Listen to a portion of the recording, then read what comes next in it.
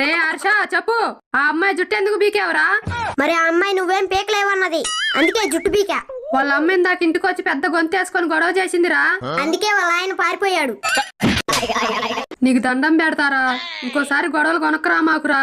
నేను కొనుక్కోటానికే డబ్బులు ఇవ్వవు, ఇంకా గొడవలు కొనుక్కొచ్చేంత డబ్బులు నా దగ్గర ఎక్కడు అమ్మా. రే ఇక నువ్వు మారవా?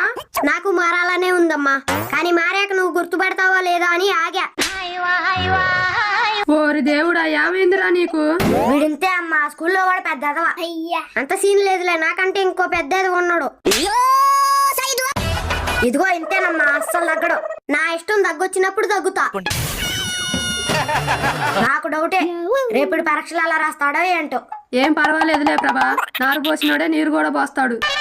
మరి అలా అయితే పాఠం చెప్పినోడే పరీక్ష రాయాలిగా.